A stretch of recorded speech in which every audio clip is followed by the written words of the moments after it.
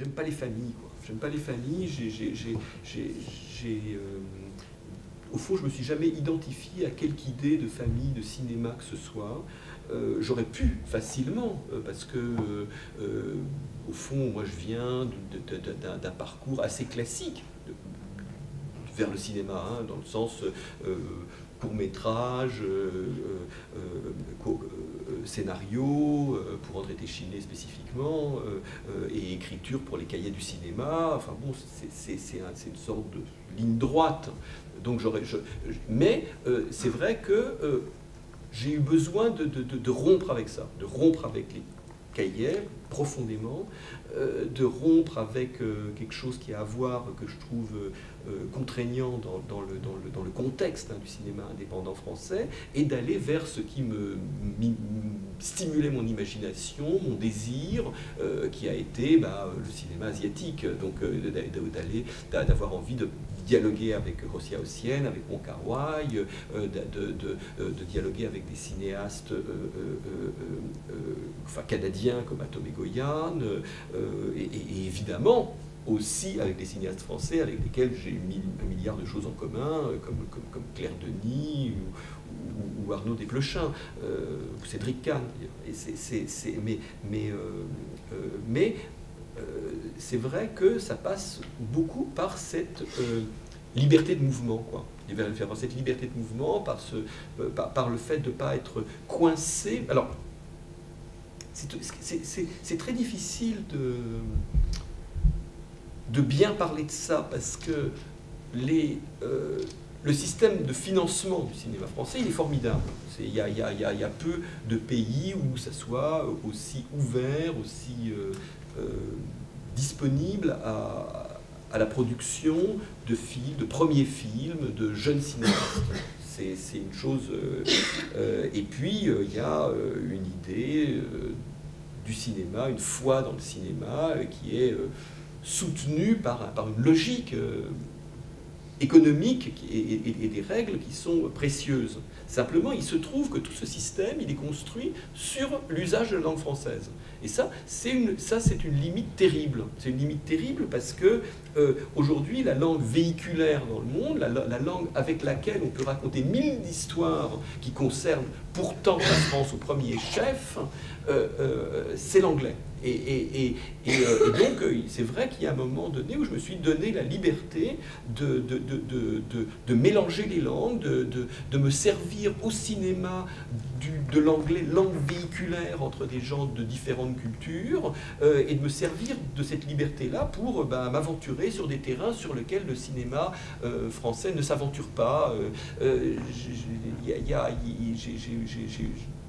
Par goût, j'aime bien faire ce qui est interdit, et j'avais le sentiment qu'il y a tellement d'interdits qui tétanisent, qui paralysent l'invention, la progression du cinéma français, que j'ai trouvé que c'était intéressant, excitant, stimulant d'aller dans des nouveaux territoires. Du coup, votre intérêt ou votre connaissance, par exemple, du rock, par rapport à peut-être des références qui seraient plus littéraires ou de la chanson pour d'autres réalisateurs de votre génération, est-ce que ça a joué quelque chose aussi? Oui, parce que oui, parce que alors,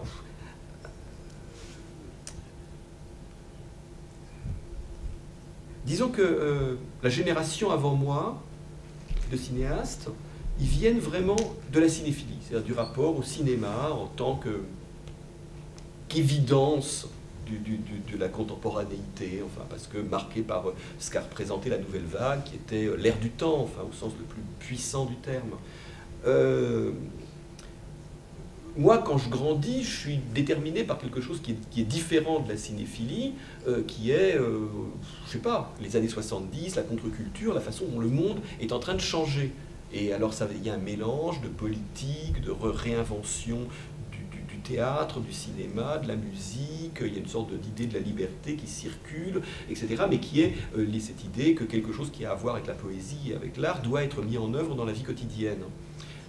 C'est ça qui me marque. Et pour moi, le cinéma est une facette de ça, mais certainement pas le centre. C'en est un des éléments. Et c'est vrai qu'il y a quelque chose, il y a une énergie, il y a quelque chose qui est plus central, qui est la musique, parce que la musique, elle porte peut-être plus que le cinéma l'air du temps de cette époque-là. Et elle est... et c'est vrai que quand je commence à faire des films dans les années 80, j'ai le sentiment qu'il y a quelque chose qui a à voir avec l'énergie de la musique, l'électricité, quoi, la tension de la musique, qui est quelque chose que je ne retrouve pas dans le cinéma. Enfin, en tout cas, pas dans le cinéma français. Le seul endroit où j'arrive à localiser quelque chose à cette époque-là, hein, je ne dis pas en général, je dis le début, la fin des années 70, le début des années 80, quand je commence à m'approcher du cinéma. Je trouve ça dans le cinéma de genre américain. Je trouve ça chez David Cronenberg, je trouve ça chez John Carpenter, je trouve ça chez Wes Craven, où je trouve qu'il y a cette tension. C'est des jeunes cinéastes à cette époque-là, qui font des films à tout petit budget, qui correspondraient à du cinéma indépendant, mais qui peuvent se fabriquer aux États-Unis parce que ce sont des films de genre et qui rencontrent un public y compris large.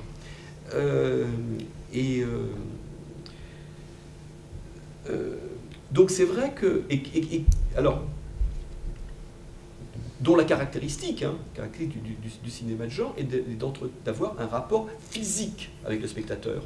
Le film fantastique, etc., son objet, c'est aussi de faire peur. Et faire peur, ça veut dire produire un effet physique. La peur, c'est physique. La tension, la surprise, le choc, bon, cache les yeux... Et c'est en rapport à la musique contemporaine également. Voilà. Dans les films de Carpenter, dans les films de Dario Argento. Oui, bien sûr, absolument. Où il y a les premiers... c'est la musique électronique par ailleurs. Et donc il y a quelque chose du présent, d'une modernité qui se passe là, beaucoup plus que dans le cinéma français, le cinéma d'auteur français, qui hélas, je trouve archaïque. Et un peu installé et conventionnel, même quand il prétend le contraire.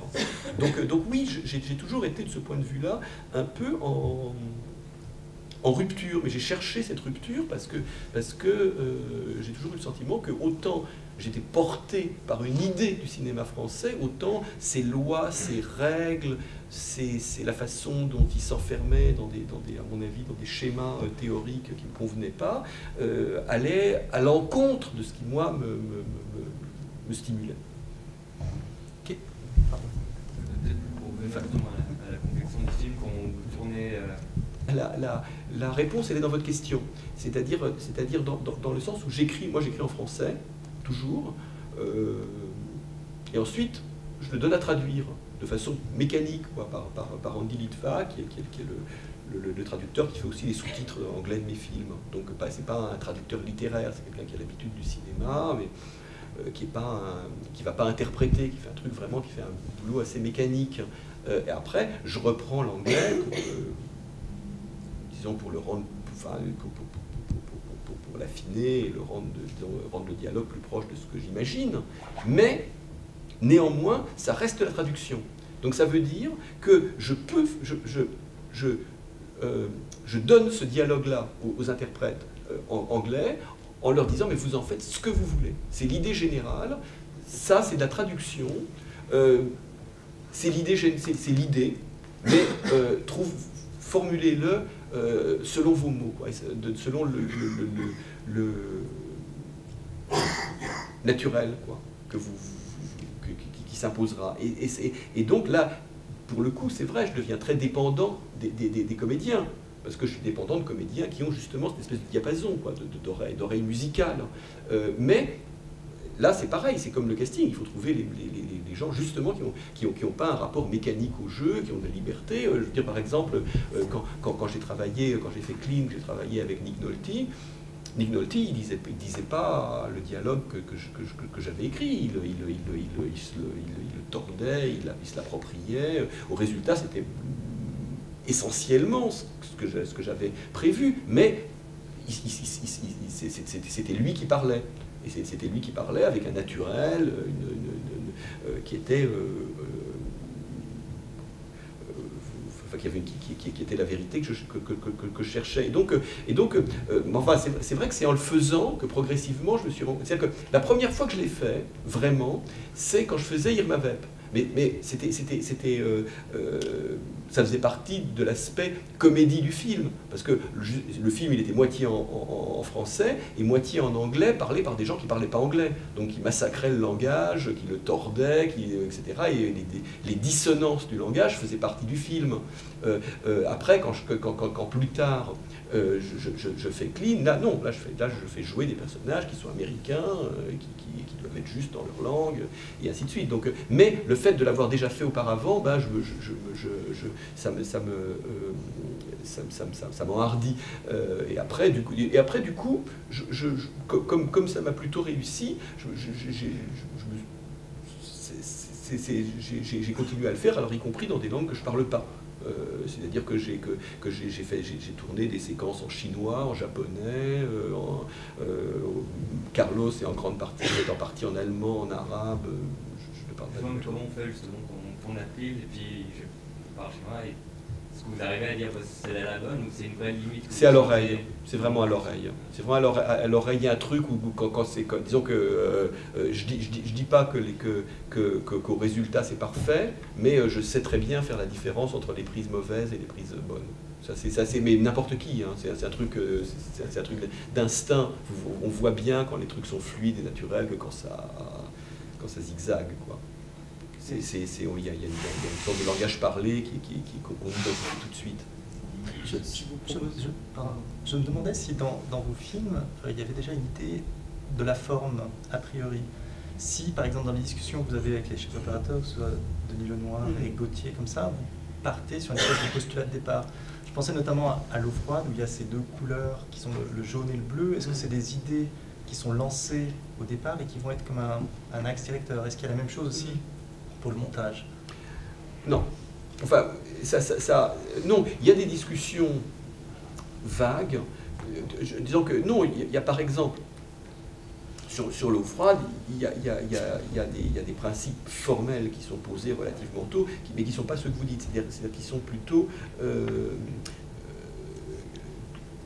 fait d'utiliser beaucoup de caméras portées, ce que j'avais pas vraiment fait jusque-là, hein, c'est un film où tout d'un coup je me sers de cet outil-là qui est neuf, le fait de tourner en 24 jours, le fait de faire des longs plans séquences, ça c'était des choses que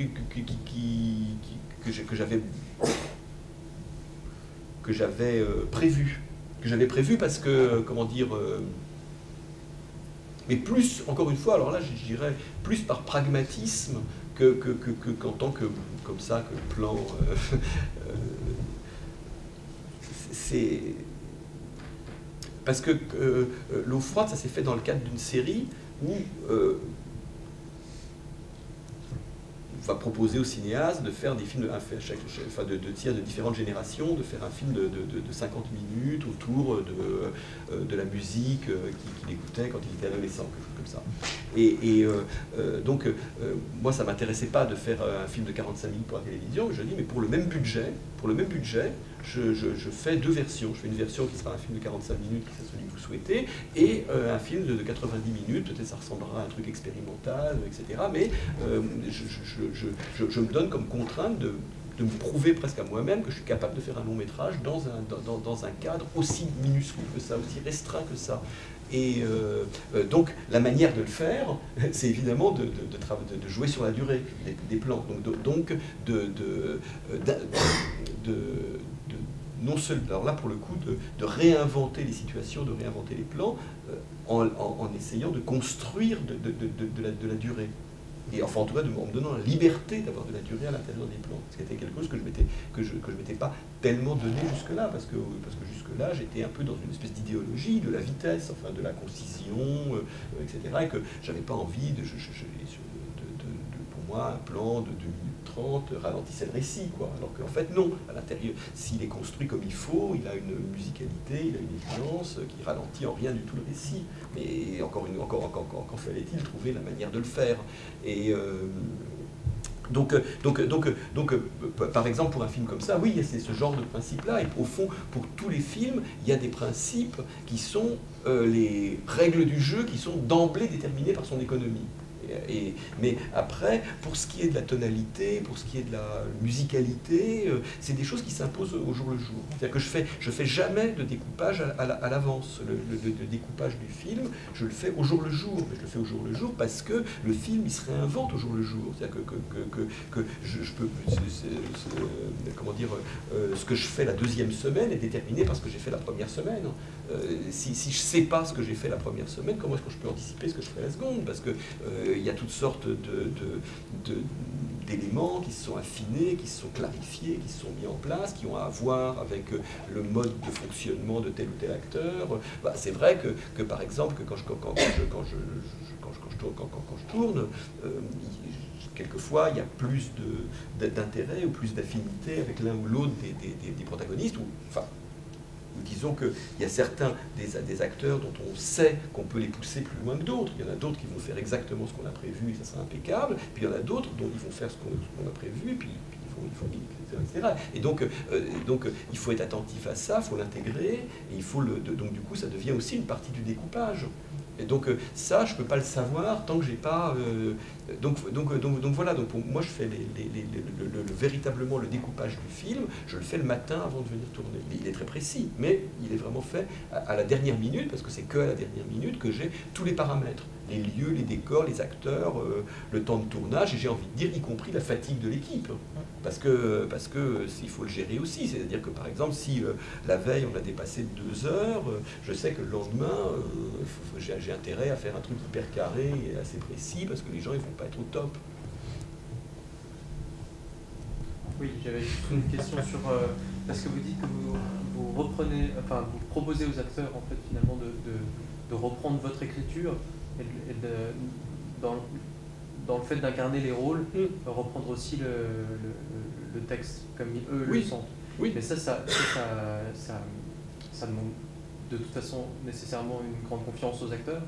Et si vous ne faites pas de répétition, ça se passe comment? Vous envoyez le scénario avant et vous leur demandez un travail particulier à chacun? Non, je leur dis à l'avance, je leur dis à l'avance, voilà le scénario, par ailleurs, je ne tiens pas au mot à mot du truc. Appropriez-le vous, je vous reprendrai jamais si vous ne dites pas le dialogue qui est écrit.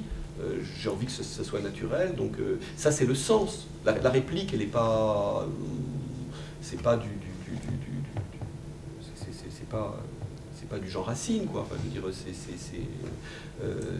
c'est du dialogue d'aujourd'hui. Donc au fond, moi ce que j'ai envie de dire, c'est vous dites ça. C'est ça que ça veut. Le dialogue, c'est l'indication du sens. Il faut que ça raconte ça. Il faut que ça raconte ça. Mais si vous trouvez une manière plus naturelle, qui vous est plus spontanée de le dire, allez-y, quoi. Ça me fait rebondir sur une des dernières choses que vous avez dit. Vous dites que vous faites le découpage vraiment au dernier moment pour avoir vraiment tous les éléments. Mais du coup, ça implique nécessairement que vous déléguez complètement au chef opérateur, par exemple, la responsabilité de l'image, ou alors non, parce que parce que le plan il est extrêmement dessiné. Le matin, je lui donne un plan, je lui dis voilà, c'est ça le plan. Après, je travaille avec lui, on en discute, on l'affine, on le transforme, mais c'est-à-dire qu'on adapte. Des fois on fait strictement ce que j'ai prévu, d'autres fois on a l'impression qu'on peut faire mieux, donc on l'aménage, on l'améliore, aussi en fonction parce que c'est un peu de la géométrie dans l'espace, la mise en scène, donc du coup il faut voir les lignes de fuite, il faut voir les places les places respectives des comédiens, là où il y a des fenêtres, etc. Donc le matin, j'essaye d'affiner le découpage, et puis voilà, après on fait le travail un peu dont on a parlé tout à l'heure au moment du tournage. Mais non, l'opérateur il fait pas plus que ce qu'il ferait si je lui avais non, par contre il peut pas. Non, par contre ça rend la vie un peu difficile aux uns et aux autres techniciens, parce qu'eux ils peuvent justement pas anticiper. Il peut pas, et c'est un peu, des fois, l'assistant, il s'arrache les cheveux parce qu'à la dernière minute, je l'appelle le matin à 7 h en lui disant écoute, je suis emmerdé, je t'avais pas prévenu, mais il y a besoin de 3 figurants comme ci, comme ça, dans 2 h 30.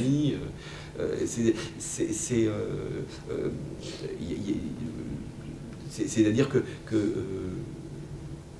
ça fait partie de cette manière-là de travailler. C'est-à-dire que je suis obligé de demander aux collaborateurs du film d'être très réactifs parce que je reformule les choses au jour le jour. Alors c'est encore pire, évidemment, quand on fait un film d'époque, genre Carlos, où je leur dis il faut 2 motards habillés en je sais pas quoi, je veux dire, demain matin, quoi. Parce que là, il faut la moto, il faut l'uniforme d'époque, ainsi de suite, quoi. Il y a encore une question, ouais. Après, Allez-y. Juste une dernière. Vous parliez du moment de la préparation, sur le fait que c'était un moment plus douloureux pour vous que le tournage, par exemple, où les choses se font réellement. Qu'est-ce qu'il en est de la post-production? La post-production, ben non. La post-production, c'est le montage, c'est passionnant. Le montage, c'est un truc addictif, quoi. Vous suivez le montage? Je monte mes films. C'est-à-dire que je l'ai fait à 4 mains. On le monte à 2. C'est que Luc Barnier, hélas, Luc est mort il y a quelques mois, mais enfin bon, qui a monté tous mes films, il touchait à rien avant que j'ai fini de tourner. Donc je venais, on montait à 2. On revoyait des trucs, on disait on fait ce coupe-là, on fait ça, etc. Enfin, jamais il a coupé un truc sans que je sois là. C'est vraiment un truc. Donc ça, je suis très présent. Ouais. Oui, je suis là, c'est ça, parce que ça me passionne. Je veux dire, le montage, c'est un truc génial. Moi, je veux dire, c'est à peu près le montage. Je pense que c'est le seul métier dans le cinéma pour lequel j'aurais été compétent si j'avais pas fait des films. J'adore ça, quoi. Donc mais c'est une drogue, quoi. C'est un truc, c'est compliqué d'arrêter le soir. Justement, alors ce rapport, mais ce rapport au monteur, le fait que vous allez devoir changer de monteur pour le prochain film, ça va se passer comment? Vous allez choisir comme c'est une angoisse, c'est un. Disons que là c'est une équation compliquée parce que en fait il y a la moitié de Carlos en fait que j'avais déjà monté dans Luc parce que il finissait un autre film, enfin après j'ai tout repris avec lui, etc. Mais enfin disons que toute la première partie de Carlos et presque le début de la seconde, je l'ai monté avec Marion Meunier. Qui co-signe très légitimement le film. Et donc il y avait un truc un peu. Enfin, si vous voulez, le truc, c'est que Luc était malade depuis déjà 6 ans. Les gens lui donnaient genre, je sais pas, 4 mois à vivre. Quoi. Donc il a survécu longtemps, et ça fait longtemps que je travaille avec Luc, et dans un très comment dire. Pas diminué parce que intellectuellement, artistiquement, il a toujours été absolument mieux de lui-même, enfin fragilisé, quoi. Et donc c'est vrai que j'avais fait, il y a un documentaire que j'avais fait sur Angelin après le Jocage, que j'avais monté aussi avec Marion Meunier. Donc voilà, donc au fond, il y a une sorte de truc un peu naturel à continuer à travailler avec elle, mais simplement le problème, c'est qu'elle monte aussi les films de ma copine qui est bien Hansen Love, et qui va tourner cet été. Donc du coup, je suis emmerdé parce que Marion ne peut pas se diviser en 2, donc c'est vrai qu'il va falloir que je réinvente un peu la relation. Mais c'est marrant parce qu'il y a presque quelque chose de curieux dans cette collaboration sur le long terme avec des Luc Barnier, des Lenoir, tout ça, qui du coup ne favorise pas le déséquilibre, ou bien est-ce que c'était eux qui intrinsèquement étaient là aussi pour servir de garde-fou, pour forcer des choses, ou pour essayer de... non, parce que disons que eux, ils évoluent comme moi. C'est-à-dire qu'il y a une évolution qui est collective. Donc au fond, je veux dire, il y a des trucs,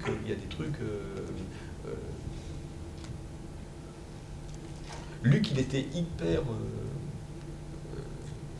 intransigeant, quoi, sur la vitesse, la tension de la coupe, quoi. Il y avait un truc de monteur de cinéma américain. Enfin, au fond, il y avait une sorte de frustration de ne pas faire du cinéma d'action, quoi. Lui, il aimait que ça. Et moi, je passais mon temps à essayer à étirer, à lui dire, etc. Et c'est vrai que dans les derniers films qu'on a fait, je pense que je suis arrivé, qu'il y avait une sorte d'équilibre entre mon envie d'étirer les trucs et le truc un peu hystérique, quoi, de Luc, qui finissait par trouver des équilibres qu'on n'avait pas forcément, qui étaient plus difficiles à trouver quand on faisait les premiers films.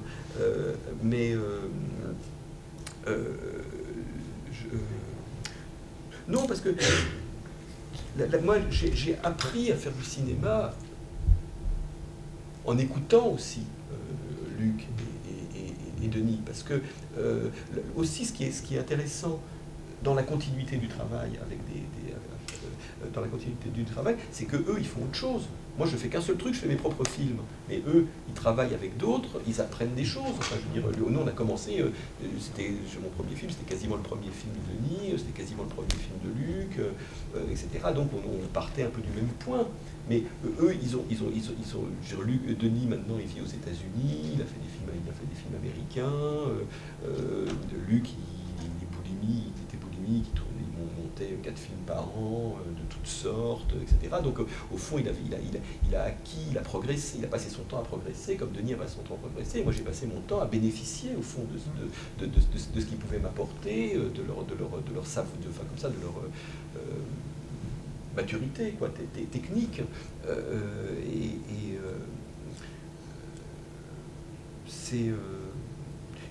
Par exemple, de Denis Lenoir, en dehors d'être un grand chef opérateur, il a écrit le premier livre en langue française sur John Cassavetes. Avant qu'on commence à travailler ensemble, et avant que John Cassavetes soit à la mode, etc. Donc au fond, dès qu'on a commencé à tourner, dès qu'on a tourné quand on faisait des ordres, il était partant pour des trucs assez casse-cou, parce que et au fond il était. Et moi je connaissais mal Cassavetes, c'est par Denis à l'époque que je me suis rapproché du travail de Cassavetes, qui évidemment du point de vue du travail de comédien est assez génial et m'a marqué. Bergman, mais enfin quand même. Donc au contraire, c'était l'un et l'autre, c'est l'un et l'autre des gens qui ont passé leur temps à plutôt à m'encourager à aller dans les directions dont j'ai parlé. Nous allons devoir libérer Olivier Assayas, qui a encore un programme de journée très chargé. Merci infiniment d'avoir été aussi prolixe et précis sur les films dont on a discuté. Je vous rappelle que vous trouvez ici à la bibliothèque les films d'Olivier Assayas, évidemment dans le coffret DVD, mais que comme vous avez un accès gratuit à ces matériels, vous n'avez aucune excuse pour ne pas aller les voir en projection, ce qui est bien mieux que de les voir en DVD chez vous. Et que ce soir, il y a la projection de Carlos qui commence à 18h30. Vous pouvez voir l'intégrale sur très grand écran. C'est une occasion absolument formidable. Vous allez l'introduire. Vous allez dire quelques mots. Alors, ce sera l'occasion de pouvoir entendre sans doute un complément de ce qui a été discuté cet après-midi. Merci beaucoup à la Cinémathèque Suisse pour cette opportunité. Et merci à vous. Merci à vous.